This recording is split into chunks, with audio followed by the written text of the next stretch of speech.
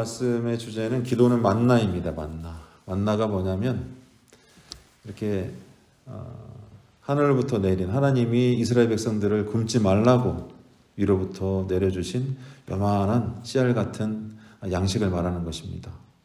지금 현재로서는 그것이 무엇인지 알지 못하지만 그때 당시에 이스라엘 백성들을 분명히 먹이고 그들로 하여금 하나님의 하나님 되심을 분명하게 보여주셨던 사건입니다. 그 사건의 음식이니까 오늘 기도는 만나다 이런 말씀을 통해서 또 하나님을 더욱더 가까이 하는 모두가 되시길 주님의 이름으로 축원합니다. 방글라데시에서 28년간 사역했던 선교사가 있습니다. 거의 30년 가까이 오지나 다름없죠. 세계에서 가장 가난한 나라이고 전염병과 또 문맹률 여러 가지로 열악한 나라 중에 하나입니다. 그 방글라데시에서 28년간 거의 아무도 가기 싫어하는 그곳에 가셔서 그 선교사님이 한 일은 그 28년 동안 고작 2명의 제자를 세웠던 일입니다. 우리가 인간적으로 생각했을 때는 28년이면은 1년에 한 명씩만 해도 28명은 되겠다. 그렇게 생각하실 수 있을 것입니다. 아마 그의 조촐한 사역의 열매, 그 결과 소식을 듣고 다 그렇게 생각할 수 있다는 얘기죠. 어떻게 28년이나 일하면서 도대체 그 선교사님이 한 일이 뭐냐? 가족들과 함께 거기서 잘 먹고 잘 산 것이냐? 쉬러 간 것이냐? 놀러 간 것이냐? 그런 말들을 할 수도 있을 것입니다. 더군다나 자신들을 성찰하는 데 인색하고 자기 욕망에 더 충실할지도 모를 현대 교인들에게 그 선교사님의 조촐한 사역의 결과는 매우 실망스럽고 비효율적으로 느껴지죠. 아마 그 선교사님도 사역지에서 여러 가지 비난을 받았을지도 모릅니다. 상대방의 입장이 되어보지 못한 냉정한 평가는, 그러나 그 선교사님이 되어보지 못한 그러한 일방적인 냉정한 평가는 대부분 이처럼 효율성에 의한 것이죠. 효율적이지 못하다 이거예요. 단돈 자기 돈 100만 원을 헌금했더라도 도대체 그 돈으로 뭘 했는지 괜히 아까운 생각이 드는 게 인간의 마음인데, 그것을 단순히 믿음 없다고 말하기 이전에 어쨌든 대부분의 현대 교인들은 효율성을 기준으로 삼아서 눈앞에 드러나는 성과를 삼아서 그 선교사님을, 그 김태훈 선교사라는 그분을 평가하고 있음을 우리가 알 수가 있는 것이죠. 그런데 그 2명의 제자 중에 1명은 무슬림 개종자였습니다. 그러니까 알라를 믿던 사람이 개종해서 회심하여서 우리 주 대신 예수님을 믿게 된 것이죠. 그는 무슬림이며 영어 교사였습니다만 회심 후에 주님의 부름을 따라 거룩한 사역을 감당하기 시작합니다. 그리고 지역에 그 선교사가 떠난 후에 그 지역에 수십 개의 교회를 개척하여 세우게 됩니다. 할렐루야. 김태현 선교사가 한 일은 고작 2명의 제자를 세운 일이었지만 그 중에 1명이 그 무슬림을 믿던 자가 모든 위협에도 불구하고 자신을 부정하고 하나님 앞에 헌신하자 그 지역에 20개가 넘는 수십 개의 교회를 개척하고 또 교회마다 사역자를 세워서 그들의 멘토가 되는, 그렇게 많은 열매를 맺게 된 것이죠. 그러므로 여러분을 포함한 저의 사역 역시 분명 하나님께서 어떤 결과를 만들어낼지는 아무도 예측하기 어려울 것입니다. 저도 이곳에 와서 전임 목사님이 얼마나 땀 흘리고 애쓰고 수고했는지, 정성스럽게 쌓아 올린 돌들과 마을의 시설들과 그분의 손때가 묻은 것들을 볼 때마다 나는 얼마나 작은 사람인가 라는 생각이 드는 것처럼 말입니다. 그러므로 더디 가더라도 또 우리가 설령 이해할 수 없다 할지라도 분명 하나님 안에서 우리는 되어가는 줄로 믿습니다. 우리가 어떤 길을 선택하든지 주님께서는 분명 우리가 하나님 안에서 되어가기를 소원하고 계신 줄로 믿으시기 바랍니다. 이 믿음이 필요합니다.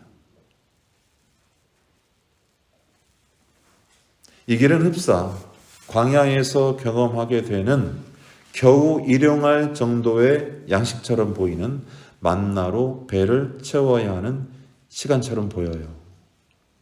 그 김태훈 선교사가 방글라데시에서 28년 동안 매일 무릎으로 기도하고 땀 흘리고 그 자리를 지키는 것만으로 어떤 사람들은 놀러 왔냐, 쉬러 왔냐, 뭔 일을 하냐, 네가 뭐 하고 있느냐, 돈이 아깝다, 본전 생각난다 이렇게 생각할 수 있지만 그 사람의 입장이 되어보지 못했으므로 그렇게 말하는 것이죠. 본인은 대단히 효율적이고 바른 판단을 해서 그렇게 말할 수 있겠지만 그러나 하나님께서는 그 김태훈 선교사에게 매일매일 그 어려움에도 불구하고 감사로 살아내는 영적인 만나를 주셨음이 분명합니다. 그러니까 28년이나 그 자리를 지켰던 것이죠. 감사가 없으면 28년이 아니라 이틀도 못 있습니다. 그리고 그러한 하나님의 은총이 쌓이고 쌓여서 그 2명 중에 1명의 제자가 수십교회 교회를 세우고 사역자들을 세우고 그들의 멘토가 되었다는 사실은 분명 우리가 주의 깊게 살필 만한 일인 것이죠.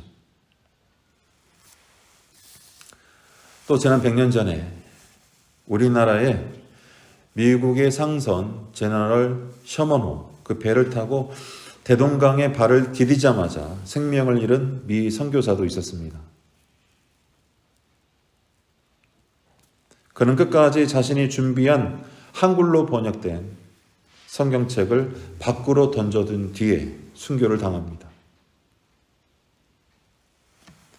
그때 그 배를 구경하러 나왔던 11세, 11세의 소년 최칠양이 토마스 선교사가 뿌린 성경 3권을 가지고 돌아가 자기 집의 벽지로 사용합니다. 아무런 가치를 알지 못하므로 아싸 땡 잡았다. 벽지로 사용하면 되겠다. 당시에는 종이가 귀했으니까 아마 그런 마음으로 들고 갔을 겁니다. 그러다가 그가 예수를 믿게 돼요. 할렐루야. 성경이 벽지로 사용된 그 집은 나중에 최초의 조선교회, 조선인의 교회 장대현 교회가 됩니다. 이 장대현 교회는 훗날 평양 대부흥 운동의 시발점이 되었죠. 우리 눈으로 봤을 때 토마스 선교사의 사역은 참 허무합니다. 그저 배 타고 왔다가 성경책 몇 권 던지고 대동강변에서 참수를 당해 피를 뿌리고 죽은 것이 전부로 보입니다. 얼마나 비효율적입니까? 아무것도 한 것이 없어 보입니다. 그러나 하나님께서는 그의 작은 헌신을 통해서, 아니 그의 희생을 통해서 한국교회를 불같이 일으켜 세우셨습니다. 그가 중국에서 하나님 복음을 위해 이국 땅 중국에 가서 복음을 열심히 전할 때에 아내는 병으로 죽고 맙니다. 그의 낙심하고 실망하여서 포기할 법도 한데 그 상한 10년 가운데 하나님께 기도합니다. 하나님 제가 어찌해야 됩니까? 그러자 조선 땅을 보여주신 거예요. 그러자 그는 매일 한글을 배우고 한국어를 배워서 한글 성경으로 전도하려고 선교하려고 이 땅에 오다가 죽임을 당한 것입니다. 당시 토마스 선교사의 죽음을 목격했던 목격자들의 증언은 1973년도 5월 6일 코리아 헤럴드라는 신문사에서 나온 기사에 이렇게 적혀 있습니다. 한 백인이 불에 타고 있던 가판의 연기 속에서 야소! 야소! 예수입니다. 예수라고 외치며 강변에 서 있는 사람에게 성경책을 던져 주었다. 그야말로 밀알 하나가 땅에 떨어져 죽은 것이죠. 토마스 선교사의 삶도 겨우 일용할 양식에 의존하여 살아온 인생임에도 불구하고 말입니다. 아내를 잃고 인간적인 아무런 소망을 둘 수 없습니다. 그의 행로를 보니까 물질을 쌓아두거나 자신의 성공을 위해서 달려가던 사람이 아니었습니다. 아무것도 그 자신을 위해서 쌓아놓은 곳이 없었습니다. 그러나 그는 하나님이 위로부터 부어주시는 영혼의 감사와 사명과 그 사랑 때문에 이 조선 땅에 와서 기꺼이 하늘의 미랄이 된 것이죠. 그 젊은 선교사를 그 길까지 인도해낸 것은 엄청난 돈이나 명예나 권력이 아니었습니다. 바로 위로부터 부어주시는 작은 감사의 만나, 자기 사명에 순종할 수 있는 작은 믿음의 만나였음을 꼭 기억하시길 바랍니다. 요한복음 12장 24절은 말합니다. 예수께서 말씀하시되 내가 진정으로 너희에게 말한다. 밀알 하나가 땅에 떨어져서 죽지 않으면 한 알 그대로 있고 죽으면 열매를 많이 맺는다. 하나님은 여러분들을 살리려고 나오라, 내 말 안에 거하라 라고 말하지만 우리는 내가 살려고 몸부림치며 하나님의 품으로부터 도망치려고 합니다. 그러나 그것이 사는 것이 아니라 죽는 일이죠.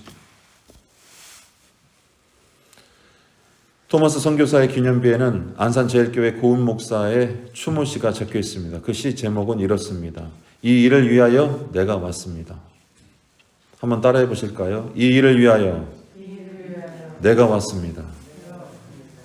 이 일은 예수님과 동행하는 것을 말하는 거예요. 예수님과 동행한다는 믿음이 없이 그가 조선 땅까지 올 수 있었을까요? 예수님이 동행하지 않고 28년이라는 세월 동안에 고작 2명의 제자를 키워내는 그 가뭄, 사람 가뭄, 소망 가뭄, 감사의 가뭄, 그 시기를 견딜 수 있었을까요? 매일매일 예수님으로 말미암아 조금씩 먹고 마시고 힘을 차려야 버티는 세월이 아니었을까요? 오늘 출애굽기 16장에 등장하는 이스라엘의 백성의 모습도 한번 살펴보겠습니다. 1절은 이들이 애굽을 떠나 나온 지 둘째 달 15일이 지났다고 말하고 있어요. 이들이 머문 곳은 신광야라 불려지는 곳이었습니다. 엘림, 즉 오아시스, 수풀이 있고 물이 흐르는 그 지역과 또 시내산 사이에 어떤 광야를 말하는 것이죠. 그런데 이들은 깊은 곤란을 경험했습니다.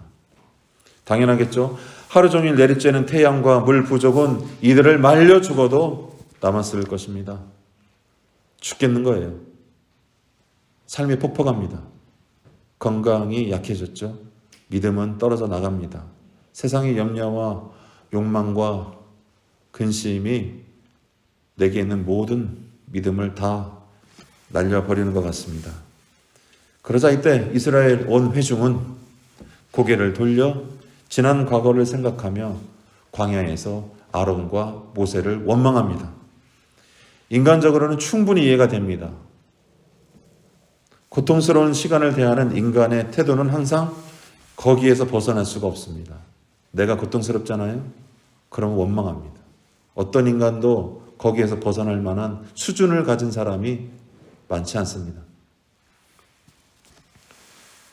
그런데 이들의 불만 요인은 다음과 같습니다. 3절의 말씀입니다. 우리가 애굽 땅에서 고기 가마 곁에 앉아있던 때와 떡을 배불리 먹던 때에 여호와의 손에 죽었더라면 좋았을 것을 너희가 이 광야로 우리를 인도해내어 이 온 회중이 줄여 죽게 하는도다. 너희들 때문에 우리 굶어 죽게 생겨서 그 말이에요. 하나님 좋아하시네. 내 먹고 사는 게 먼저지. 굶어 죽게 생겼는데.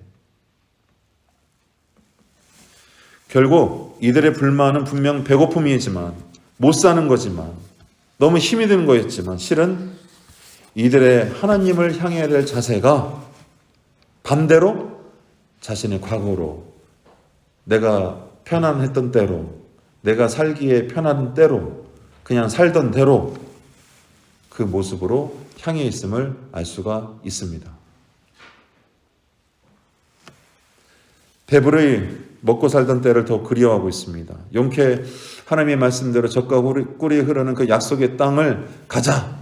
그런 소망으로 여정을 시작했지만 지금 당장은 다가올 상급보다는 지금의 내적이고 신체적인 가뭄, 그 기갈이 문제가 된 것이죠. 인간은 누구나 그럴 것입니다. 자신의 불행을 남 탓이라도 해야 위로가 되는 게 인간입니다. 눈에 보이는 대로 미워하고 자기 잘못은 하나도 없어야 안심이 되는 게 인간이죠. 그래서 남 탓하고 너 때문에 그렇다고 얘기하고 나는 하나도 고칠 것이 없다고 말해야 안심이 됩니다. 자기 내면이 광야처럼 쫙쫙 갈라졌는데 남들더러 내 마음밭에 물 좀 뿌려라. 네가 물에 뿌려주지 않으니까 내 마음밭이 가물어 비틀어지는 것이 아니냐? 다 네 탓이야. 라고 말하는 게 믿음 없는 인간의 모습이죠. 그렇게 화를 내며 살아가는 게 오늘 이스라엘 백성들의 문제였던 것입니다.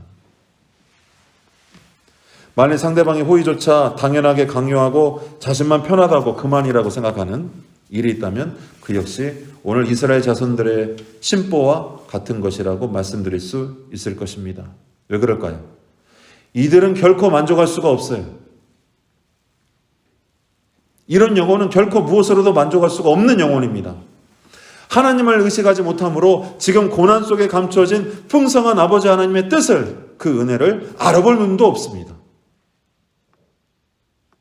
그런 눈이 가져본 적이 없어요.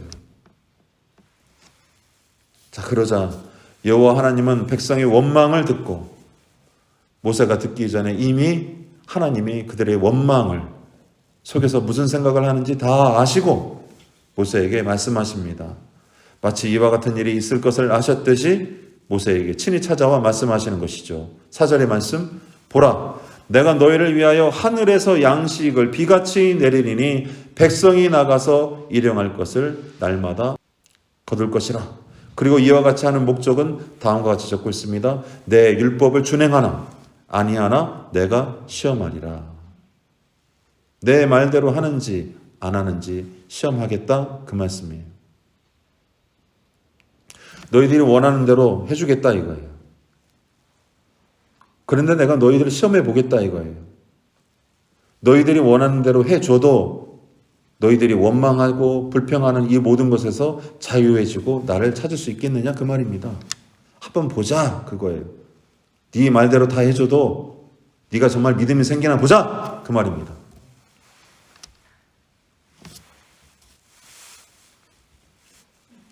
그러나 하나님이 광야에서 넘치지도 모자라지도 않을 하루의 양식, 곧 일용할 양식으로 필요를 채워주는 것은 단순히 백성들을 시험하고자 하심일까요?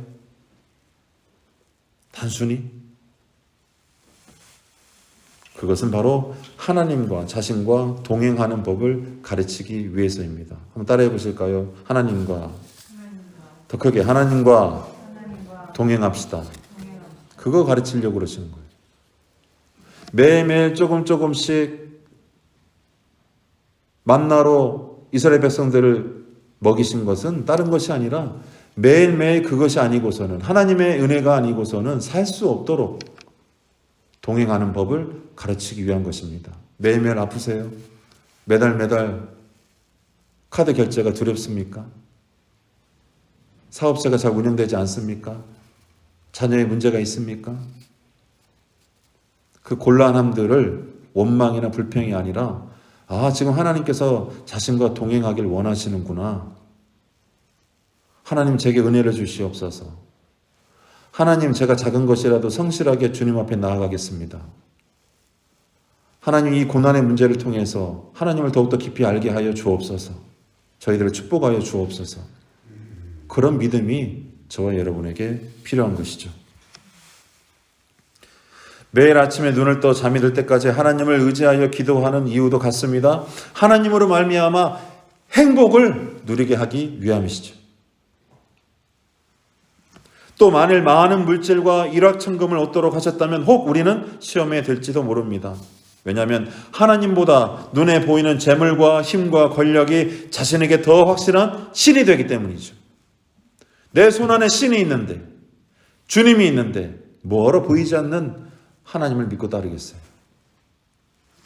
그러므로 비효율적이고 매일매일 허덕이듯 살아가는 일상은 달리 보면 하나님과 더욱 깊이 사귈 수 있는 은혜의 기간인 것입니다. 28년이라는 단 2명의 제자를 만들었던 28년이라는 세월은 아마 그 김태훈 선교사로 충분히 깨어지고 충분히 이러한 은혜로 채워질 만한 시간이 된 줄로 믿습니다. 저에게도 마찬가지. 예배당의 빈자리를 보거든 우리가 더욱더 기도해야 될 이유는 다른 것이 아닙니다. 하나님, 저희들이 먼저 주님 안에서 주님과 동행하게 하여 주옵소서. 빈자리를 보고 저거 채워야 될 텐데 라는 마음도 좋지만 하나님 안에서 저와 여러분들이 먼저 28년 동안 단 2명의 제자를 만들어냈던 김태훈 선교사와 마찬가지로 자기가 먼저 깨져야 돼요. 자기 욕망과 자기 욕심과 자기 주장, 오늘 이스라엘 백성들처럼 그런 원망과 불평만 하는 성도로는 이 용복교회는 성장할 수가 없기 때문입니다. 코로나 때문에 손님이 뜸하게 된 가게들이 많죠. 그 중에서 카페를 운영하는 한 성도의 간증도 그렇습니다. 그분은 코로나 기간 처음에는 너무나 힘이 들었는데 요즘에는 가게에 나가는 것이 아주 은혜롭게 되었다고 그래요. 아주 귀한 시간이 되었다고 그럽니다. 매일매일 하나님을 의지하여야 간신히 운영이 되는 현실이 그렇다고 그래요. 그전에는 귀한 줄 몰랐다고 합니다. 손님들이 하루에도 50명, 60명씩 와서 차를 팔아주고 가기 때문에 당연한 듯이 그 돈으로 하나님께 11조 내고 사람 구실하면서 사는데 문제가 없었던 것이죠. 그런데 코로나로 인해서 손님이 있는 날보다 손님이 없는 날이 더 많아지니까 오히려 가끔 찾아오는 손님을 기다리다가 한 영혼의 귀중함을 깨달았다고 합니다. 할렐루야. 이 성도에게는 불평이 보입니까? 보이지 않죠? 하나님이 나를 굶어 죽이는구나. 그런 말이 없죠. 오히려 한 영혼의 귀중함을 깨닫습니다. 그리고 특별한 모임 때를 제외하고 단 한 명도 손님이 찾아오지 않은 날이 더 많아졌지만 물질의 채워짐보다 손님들의 형편과 심지어 그들의 영혼에 더 관심을 갖게 되고 기도하기 시작했다고 그래요. 하나님, 이왕 이렇게 됐다면 하나님 만나처럼 주님께서 저의 필요를 채워주시고 그 손님들에게 복음을 증거할 수 있도록 기회를 허락하여 주옵소서. 정말 신자답게 성도답게 그 사장님의 그 집사님의 삶이 변해버린 거예요. 무엇으로요? 가뭄 가운데 찾아온 작은 먹을거리, 그 만나의 가치에 눈을 뜨고 난 다음부터입니다. 그런 분들에게는 불평과 원망이 자리할 수가 없는 것이죠. 그는 이 일을 위해 보내신 하나님의 뜻에 더욱 집중하게 됩니다. 그리고 하나님의 말씀하신 일용할 양식인 만나가 기도라는 것에 눈을 뜨게 되었다고 그래요. 기도했더니 하나님이 사람을 보내주십니다. 할렐루야. 기도했더니 하나님이 그에게 복음을 증거하게 하시고 무엇보다도 기도했더니 내 영혼이 사는 거예요. 내 안에 불평과 원망이 사라지는 것입니다. 세상을 바라보는 눈이 이 땅 위 것을 보면 마치 이스라엘 백성들이 광야에서 불뱀에 물려서 다 죽게 생겼을 때 하나님이 노뱀을 만들어서 높이 세워라. 그래야만 살리라. 그게 무슨 말입니까? 땅만 보고 절망하고 소망을 느끼지 못했고 원망과 불평으로 살아가던 이스라엘 백성들이 하늘을 보니까 하나님께로부터 구원을 얻었다, 이 말씀이에요. 기도는 하늘을 보는 것입니다. 하늘을 보고 하늘로부터 내려오는 하나님의 양식을 기대하고 그것으로 만족하는 것을 말하는 것이죠. 그러므로 평소 자기 힘과 물질을 주인으로 삼고 살다가 정작 절박한 때에 주님을 찾아가 기도하다가 외면당하지 마시길 축원합니다. 그날에 주님께서 너는 무엇도 나와 동행한 것이 없거늘 너는 네가 친구와 주인으로 삼았던 그 물질과 그 성공과 그 능력으로 찾아가라. 그것들에게 백날 절하고 기도해봐라. 널 구원해 주는지. 왜 아쉬울 때 와서 나한테 와서 기도하느냐. 그런 심판을 받지 않도록 깨어있으시길 주님의 이름으로 축복합니다.